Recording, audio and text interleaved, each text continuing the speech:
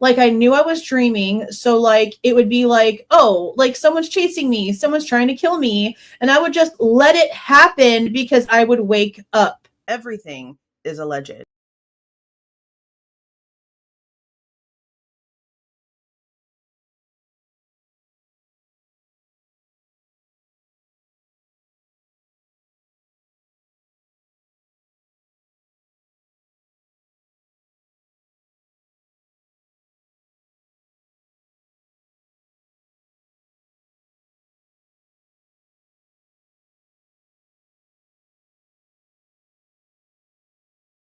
All right, this is the 11/17 interview, like I said. I'm only going to read the pieces that are new to us, meaning the stuff about her psych appointments, where she, again, mentions who she's walking in and out of the party apartments with and blah, blah, blah, whatever, because it has the names in it. And I know we just went over this deep dive when we went over this interview for the book, but we're going to go ahead and read these certain sections. Just these certain sections anyway. This part I only highlighted because it's behavior. And this is something that if you don't know, you need to be paying attention to, because this is the perfect way to explain what Dylan does here. She gets asked a question, instantly word vomits some shit, and then 2.7 seconds later is 180ing her answer. And she goes from having an answer to, oh, I don't remember. Okay. This is just a really good example of that. So then she goes to ask a question about like the nap situation and when Ethan got there and blah, blah, blah, all the things. And she says, that's when I know I left, but I'm almost positive. I guess I shouldn't say that. I don't know for sure when they left because, again, I was probably still intoxicated. Her lawyer is sitting in there. So her lawyer, damn well, this is not even an opinion. This is just how the frick it works, okay? Her lawyer has advised her to play stupid, to constantly remind them that she had been drinking and to constantly not double down or give a definitive answer. So she goes to give a definitive answer, and then she will instantly say, but I was drunk and I just don't know if it was real or not. I don't know if my mind was playing tricks on me or not. She was advised to play stupid. Or shall I say, advised to play victim. And suddenly she went from not shutting up and answering every question with every single thing that she actually had in her mind because she had no memory issues on the 13th to suddenly everything is fuzzy glasses and she doesn't remember. It's disgusting. But, like I said, I'm sure her attorney is proud. This is some of the sections where she talks about getting out and going to Sigma Chi. Again, unredacted, so we're just going to read through it right here. So I go to Sigma Chi. I go through there because they close their gates at a certain time. So you have to go through the front door and get these wristbands, talking about going to the Sigma Chi house. I go through the door. I called Xana and Bethany, and I was like, oh, what apartment are you at? Because they were at apartments beforehand, and they go from before. So I go down there. Ethan's there. His triplet brother, Hunter. Mason, one of the freshmen, is there. There's some girls in there I wouldn't know, but like I've seen before. They're all sorority and fraternity people. I'm with Xana and Bethany. Bethany's friend, Yessie, is there with us as well. Gideon, which is my best friend, Claire, she has a guy little named Gideon. So kind of like the same situation it was with Xana and Ethan before they started dating. Ethan was her little before they started dating. Super nice guy. And remember, Gideon was also written on her arm in like permanent marker. Met him a lot, like great friend. He was with us too. Me and Gideon were kind of going in and out of the lodge, which is the main Sigma Chi place, and back to the apartment just to see how like it was going. Like if it was going or not, which it really wasn't that night, meaning if the party was going or not, and it wasn't that night. I mean, there wasn't a lot of people, which is kind of weird for Sigma Chi, but not weird for that night. Because as we know, it was in Vision, Idaho that night, and they weren't even supposed to have that party. And again, one of the Sigma Chi fraternity members came out in his interview and even said he has no idea how they got permission to have that party because they weren't supposed to have a party whatsoever. So then she goes back to talking about all the moving around and what she was doing. And she says, so me and Gideon, obviously going back and forth, kind of looking around. Eventually, they go into Peter's room, Peter's apartment, which I think is, I can't remember his apartment, 5. I can't fully remember. He's a really nice guy. Totally trust him. I like a lot. They were hanging out in there. I remember Ethan was really worried about his sister Maisie because Maisie is a beta. They also had their formal that night, and so Maisie took Ethan, her triplet brother, as her date. He was texting her a lot because she wasn't answering her, and apparently she had been calling Ethan. Yes, Maisie Chapin. She said the name 3 times. I can't remember how you say it. Apparently, Maisie had been crying and she wasn't answering her phone, and he was just texting her a lot, really worried. Now, right here, she says how she asks Maisie what it was, and she was like, no, I really just fell asleep, blah, blah, blah, whatever. But we know that Maisie did not like Dylan. We know she didn't like Dylan. She told us herself she did not like Dylan. So she would not just tell Dylan all of her business, But Ethan was trying to get a hold of her for something. They were only in Hungadunga for not even an hour, maybe an hour. He was her date. She didn't come out and party with him. She went home. She didn't want to come out. He was trying to get her to come out. She wouldn't come out. And then she said that he told her that he loved her that night and that was really strange because they don't say that to each other, so it was weird. She says it herself. It's not made up. It's coming out of her own mouth in the Amazon Prime interview that she did with her mom and her dad and everybody else, okay? She said it was strange. But that he didn't know why that she was upset. He was really worried about her. He was very protective, he was an older brother, a big brother to me too. He was super protective of all of us. And then I believe it was me, Gideon, Yesty, and Bethany that went to the lodge. And I remember saying, do you want to go to Allie's? Allie is one of Xana's best friends. We met Allie through Xana. She was, I guess she was at the house. She has 2 roommates. One of them, I know, Kennedy, the interview. Kennedy was there, and they were just having, I think they were just 5 or 6 people total at the house, and it's a 5-minute walk from my house. So I remember telling Yessie, Bethany, and Gideon, do you want to go to Allie's? We just called it Allie's. They ended up staying, so me and Gideon ended up walking there. It's a 5-minute walk. I was with him. I go in there. It's obviously me, Gideon, Kennedy, Jenna, Claire, and Lake. Claire, Jenna's best friend, Ava, and then Jenna's twin, Zach, and then there's also Hayden, I believe. I'm also positive that was who was there. Again, I kept drinking more. The game she tried to play here is crazy. We were playing Rage Cage drinking game, so I don't know fully how much I had to drink. I obviously was probably drunk at this point. No, you weren't. And that's another thing. She always says, I probably was drunk. I was probably still drunk at this point. These are words taught to her by her parents and her attorney. Okay, so this is where they ask if there was anything else besides alcohol. And she says, no, me and Bethany never have. Xana and Ethan, they would take Adderall every now and then, but that was the only thing they would ever do. Maddie would never, ever. Kaylee, I remember talking about it once when she did Adderall, but that was it. Xana and Ethan were very smart. They were not stupid with drugs at all. I remember all I heard of them doing was Adderall. That's the only thing I've heard of. Me and Bethany were never, we just never touched that stuff.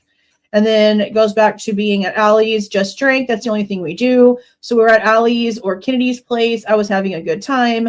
My friend Lake, do you know what a Borg is? People do Borgs. It's like those huge water jugs. You pour alcohol, put vodka and inaudible, whatever. It's supposed to get you really drunk or whatever. Lake obviously had drinking a whole Borg and she was very drunk and I didn't want her to walk home. So this is the part in her interview that I didn't understand. So she had been talking to this guy named Hayden. He's a super sweet guy. I really like him. Then I was like, okay, well, I can just take Lake home with me to go home. So you're talking about how drunk she is and that you don't want her to walk home by herself. You segue over to this dude named Hayden that she's suddenly talking to and how super sweet he is and how much you like him. Then you go back to Lakeland not needing to be by herself to go home. I was like, okay, well, I can take Lake with me to go home and we can watch Vampire Diaries and just cook popcorn, So at a fraternity, they have sobros, which are freshmen that are supposed to be sober for that night so they can drive people home. I told Hayden, I was like, hey, can you get us sobros so we don't have to walk? The walk's not terrible, but she cannot walk very well, which is crazy because she's only at that house for maybe an hour. Maybe a tad bit over an hour before she walks back home by herself. And at this point, we're supposed to believe that she was so freaking out of there that she needed to be escorted back in a car. That's crazy. Popcorn ain't going to sober you up that fast. Jenna was going to come with us, my friend, but she ended up staying at Kennedy's, I believe. I don't know where she went exactly because me and Lake got in the car. I don't know who the guy were that was driving us, but like I trust them because Hayden knows them. I trust Hayden. They were all part of the 5Gs, and they 5Gs? Is that like Phi Gamma, I guess? And they just are known to be like super nice, trustworthy guys. We get home, no one's home, so we go upstairs. The house is kind of a mess, obviously, because we just had a party on Friday. Saturday we were drinking, whatever, and then that just goes into the time again. The video of Lakeland dancing, again, the timelines that they give in like their like words don't matter because we know they're all over the place. And we need the actual analytic reports. At some point, I did go into my bed. Lake ended up sobering up, and she walked home. I told her she could get a ride, but she wanted to walk home. I said, okay. And then right here, like, it's just showing her contradictorial statements for no reason in the same breath. I don't remember where Bethany was, but she was upstairs with Maddie and Kaylee in Kaylee's room. I don't remember where Bethany was, but she was upstairs with Maddie and Kaylee in Kaylee's room. I could not deal with this in real life. I could not deal with even having one conversation with this person in real life. There's just no way. I would lose my shit. My freaking head would explode. Steam would physically come out of my freaking ears. There's no way. Okay, so this is where we start to get into some of her psychological stuff. And she is just adamant that she has not gone through anything, that the only trauma that her little life has ever endured was her parents getting a divorce. Boo-hoo, cry me a damn river. That's the only thing that she's dealt with, which is interesting because you know who else said the same thing? You remember that guy, the guy that came out and said that he was the boyfriend of one of her friends and that Dylan was acting all weird and that she didn't really have any trauma. She just grew up with like, you know, a broken home, blah, blah, blah, whatever, but no actual trauma. And that they went to go like try to give her a hug and she laughed at them and said they were acting weird and blah, blah, blah, whatever. He said the same shit. We're going to have to go back and listen to that one pretty much soon here. So I fell asleep. I was usually, when I am drunk, I fall asleep a lot better. Like during the weekdays, I get a lot more scared about things. But on the weekends, because I have been intoxicated and I'm obviously drunk, I sleep a lot better. Like a lot deeper sleep, I would say. So then Gooch asks, do you suffer from anxiety? And she says, yeah. And then she says, even before this? And Dylan says, yes, I've always been like freaking out. I remember one time I thought my door handle was turned but it wasn't. I was just freaking out. So I have a lot of that and I have talked to my therapist about this, but I have a lot of lucid dreams of being like kidnapped or chased. I could control what's happening and I know I'm dreaming. So I have a lot of those kinds of dreams. I'm always kind of freaked out about that stuff. And remember what Emily said to us, that Dylan is a little cry wolf baby. A little cry wolf baby. And apparently Bethany is too, because she told us herself she heard a scream and called somebody to come pick her up in the middle of the night because it freaked her out. So Dylan calls people constantly for noises because she's a little cry wolf baby. And then it's the first time that something is actually going down. The first time something is actually happening. And she's not only hearing shit, but she's consistently hearing things, scary shit. She's constantly seeing things. She's hearing things. She's having a conversation with another person that's in the same house, having a similar experience. Granted, they're not hearing the same shit, but they're having the same like freaking out conversation. The one time some shit really goes down, a little Miss Cry Wolf doesn't cry wolf. The one time. So then Detective Gooch asks, did that happen even before this event? And she says, oh, this has been a huge thing, meaning her anxiety and her constantly being paranoid and having these lucid dreams about being chased and kidnapped and who knows what else has been a huge thing. So then the detective says, how old were you when those started? And she says, I would say high schoolish, I would say. I've always just kind of had those. They never scared me because I knew I was dreaming. I was like, oh, it's just a dream. Then she says, did you say you have control in the dreams? And Dylan says, yeah. So my thing was, it's kind of weird, but my therapist said this is very normal. Like I knew I was dreaming. So like, it would be like, oh, like someone's chasing me, someone's trying to kill me. And I would just let it happen because I would wake up. Meaning the crazy bee is admitting that in her dreams, she knows it's a dream. So she just lets the stabby killer man do the stabby killing stuff to her because she knows it's not real. So that means to me what? That you want to experience death? That you are very lucid and very aware that it's bullshit and that you could stop it at any minute, but your sick ass twisted mind enjoys the experience? Does that not tell you that? I think that's what that tells you. Like it never scared me really when I had those dreams because I knew I was dreaming. Girl. Did you ever have to take anti-anxiety medication? No. Nothing? And she says, I mean, I didn't have like anxiety. It was just kind of like, I always kind of had the worst situation in my head, but it wasn't like, it didn't really, like it didn't affect my life, but it was just like at night, I was blank it because I watched Criminal Minds. I said blank because it says inaudible.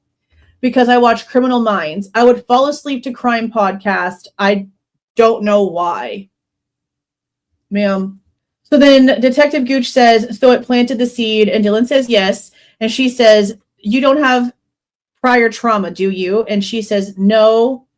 I mean, and then it says, you don't inaudible. So I don't know like what it could have said right there. Obviously, it couldn't pick it up either. So then Dylan says, no, nothing like that. Like I have divorced parents, but nothing of crime or trauma, anything like that. So those movies they rent up space in your head. And she says, yeah, obviously. I loved gory movies. I don't know why. I just love the adrenaline, that kind of stuff. And it probably messed up my brain a little bit at night. I just remember. So I remember waking up at around 4:20. I have text from me and Kaylee at 4. I mean, just text from me to her at 4:20. Let me make sure. Well, there's a huge difference between liking horror movies and admitting that you know that in your dreams you're being killed and you're in control and you choose to just let it happen. Okay, now look how she instantly deflects. She doesn't want to talk about her issues anymore. She doesn't want to talk about how effed up in the head she is. She wants to go back to the timeline. She feels attacked right here. That's why she's turning it. That's why she's going left. It probably messed up my brain a little bit at night. I just remember. So I remember waking up at 4. It's the same thing like on the 911 call. So pretty much at 4 a.m., she just did it again. She felt personally attacked, so she wanted to switch the conversation. So this is where she says she has a video of Lakeland dancing in Allie's house at 12:57. But this is exactly the example for why I don't care about this stuff and I want the phone information. Lakeland's taking pictures of Ethan's damn clothes on the bathroom floor of the second floor bathroom at 12:43. So how is she dancing at Allie's house at 12:57 if 14 minutes before that she's at the King Road bathroom taking pictures of Ethan's clothes on the floor? You see what I mean? So then they start talking about more of her personal stuff. And so Gooch says, okay, let me ask you this because you've been consuming alcohol, but I have to ask you because you go to a therapist or you have gone to a therapist. But the only thing that you described that's ever happened to you, that if it is traumatic when your parents divorce. What a ridiculously difficult sentence to try to talk about. She says, yes. Are you going to a therapist because of the divorce or because of other things? And Dylan asks, you're talking about right now? And Sergeant Blaker says before. And Gooch says, no, prior to this. And Dylan says, so like, obviously, I have a therapist right now for this, but in the past, I did go to a therapist like once or twice because of divorced parents, and that was it. I never had therapy for anything else. So then Gooch says, so you weren't under any treatment for counseling? And Dylan says, no. Gooch says, nothing like that. And Dylan says, no. Gooch says, so you don't have any mental health issues? And Dylan says, no. And then Gooch says, that predates this? And Dylan says, no.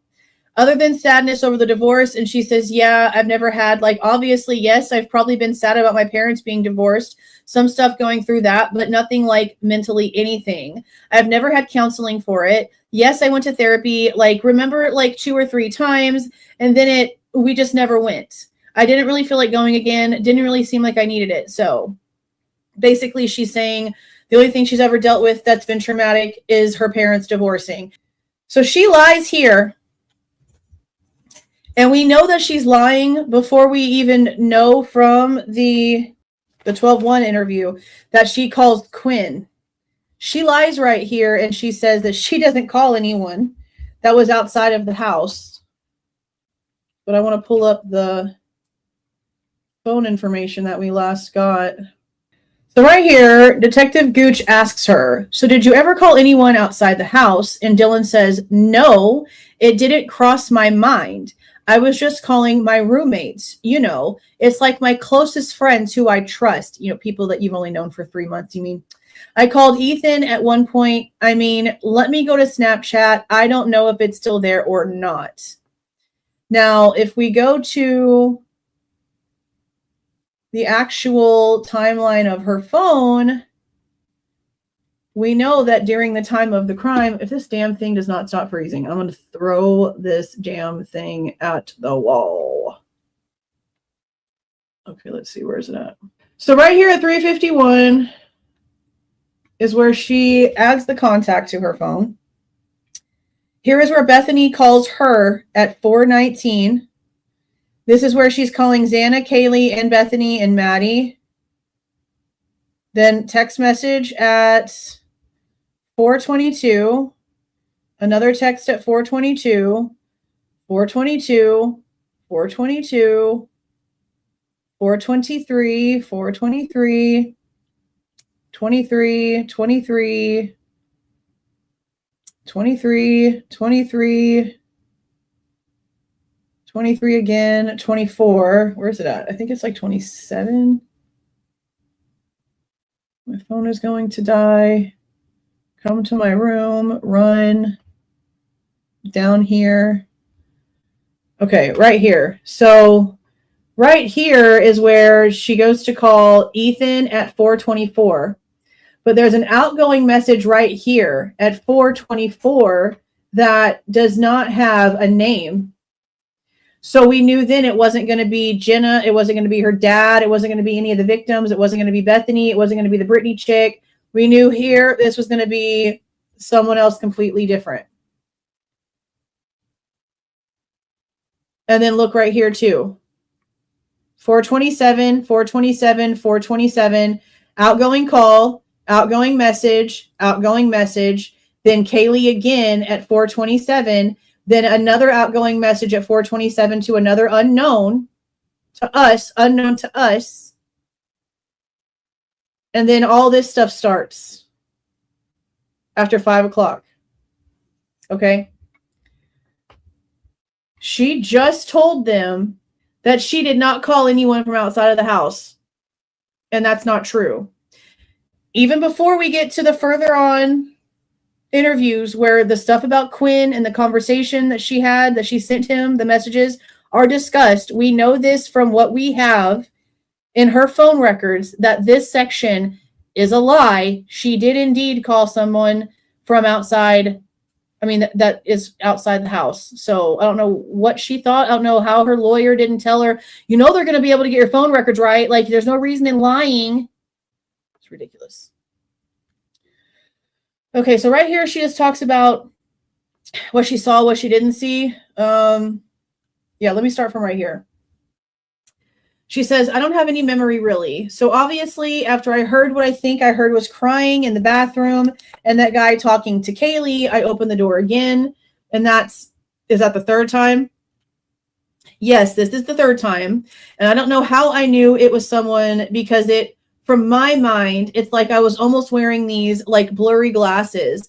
Like, it's so fuzzy and cloudy, but it was like a figure of someone wearing all black. And it was like they had this ski mask that was covering their forehead and their chin and mouth. And I could see the All I remember is seeing their eyebrows, and I don't know what their eyes looked like, but I remember the eyebrows. I don't remember what the color of the eyebrows were. I just remember like bushy eyebrows. That's all I can think about. And he was holding this item. I kept calling it a mini vacuum, which makes absolutely no sense. And in the other interviews, she goes into more detail, including color.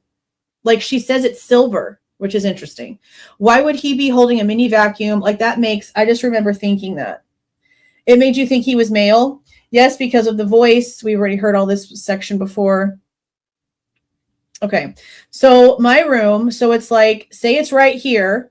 There's this little wall right here that's like this. So this side, like I have the kitchen, other side's the living room. I think he was walking past my door and like saw me. And again, when they pull up a diagram for the grand jury stuff, she's going to mention how the person was in front of the step. Right here, she says, and I know he looked at me because I see his eyebrows, and I think I just saw one eyebrow. I don't know why or how, but I just remember him like what I think I saw was he was walking out, but he saw me and just kept walking. And see, that walking out thing is where people are getting shit misconstrued. Everything that she has said is that he was 3 feet away from her and that she was assuming that he was leaving because of the direction that the person was apparently walking in. And this right here, I don't know if he actually went out the back door. That's what I think happened. She has been assuming, and people have just been taking it as a concrete definite that she actually did and has been running with it. But she has just been assuming the entire time that the person left after this encounter with no proof other than that's just what she thinks. That's just what she thinks. I don't remember what his face looked like. All I remember is thinking of like the covering up the forehead and the mouth. That's all I remember. And the eyebrows. What was covering it? I don't know. At the time, the way, from what I texted Bethany, was a weird looking ski mask. It wasn't like a regular ski mask with like eyes and, because I saw his eyebrows and I think I saw his nose and like this part of his face, but I don't know. And in a later interview, she's going to say she doesn't remember if she saw his nose or not. But it's interesting because Dylan, apparently, according to Bethany, said something to her when she goes down to Bethany's room about a nose. Jack Ducour also said something about a nose, but then Home Chick over here is like, no, I don't remember. No. She goes so back and forth. And again, you look at Kohberger's face, and that's the most prominent thing on his entire face is his large nose. So for you to immediately go and pull up a mugshot and you don't recognize even the slightest bit of structure on this person's face, now you've heard him speak, and that's not the voice you apparently heard either because no one's claiming that the voice is similar to her. Come on. If this person was right there at the step while you were peeking out of your door and your side of the door that opens is right there at the step and not across, you were right there in this dude's face drinking seltzers that you hadn't been drinking in hours, ma'am. Okay, so we're supposed to believe at this point. Let's just call it a smooth 12:45. She gets back to her house after barely drinking 4.5 to 5% seltzers. She gets home before 1 o'clock, and all this shit happens after 4 p.m. She's taking a little nappy nap on the couch. She's eating popcorn. She's hung out. She's not even tipsy. Unless she's on something else. Because you also need to remember, at 3:51 as that contact is being added, and Molly is on the camera, Emily is also sending Xana $14. And that's an interesting price for what we know goes back and forth. This is the mask that she drew. And I always said that this looked weird to me because you've got this big open rectangular spot right here. And then this like square looking thing. Like this. So I always thought like dust mask, like what you see over in like Iraq, when they have their masks on, but they also have like this flap that also goes over their face. That's just what it's always like been to me, is like the Iraqi type stand hoods. You know what I mean? So Gooch asks, you couldn't see his mouth. And Dylan said, no, I don't remember if I saw it. Like, I don't remember if I saw his nose, but I know I saw his eyebrows. I don't remember his eyes. I just feel like I can see eyebrows. And I mean, that could be, I mean, that would make sense why the forehead was covered and this part of his face was covered. See, it's just, she's just everywhere. So see right here, it went from 5 minutes and 58 seconds in to 6 minutes and 44 seconds in. So it takes out, like, what is this, like 45 seconds of transcript right here? Because this isn't taking 45 seconds for her to say. And this is missing the end of this statement. So I don't know why they picked and choose the certain pieces that they did. Okay, so then this goes back to therapy stuff. And Dylan says, so let's say, like, I keep doing therapy and somehow I piece it together. Should I call you, be like, hey, like, I remembered something? And they're basically just telling her that even if she doesn't feel like it's real, that she needs to call and tell them about it anyway. Okay, so then this is where they ask if she could do a composite, and she says, no, not enough. She says, no, I don't remember what his eyes looked like. I don't remember what his nose looked like. I just remember eyebrows. I don't know exactly what the eyebrows looked like at all, really. I just remember thinking, like, eyebrows. So, like, I couldn't, like, earlier you said because they were bushy. Yeah, bushy, but that's all. Like, I don't remember the shape. I don't remember, like, the color. I just remember, like, bushy eyebrows. That's the only thing I can remember. Sure. Okay. So it talks about when he was moving around, what was the movement like? And this is in more detail in the last section of this whole thing. I've been trying to think through this, and I've been trying to think, like, what do I remember from that? And I was just like, I don't remember if he was just like standing there or if he was walking. But what I think was going on was he was like slowly walking, like, across from the living room to the kitchen, out the sliding door. That's what I think I remember. And when she goes and they show, I think it's like States Exhibit 7 or some shit in the grand jury thing, and it's like a diagram, and he's asking her to show him on the little diagram, she says it was at the stairs, which is the complete opposite of what she just said here. So she can't even give us, like, an actual clear answer on which direction she wants us to believe this person was actually going. If you like the way that I present this information and give my opinion, please don't forget to leave a like on the way out, subscribe to the channel if you have not subscribed already, and please don't forget to make sure that the notification bell is set to all so you don't miss any of my rants, reviews, reactions, updates, or deep dives. See y'all.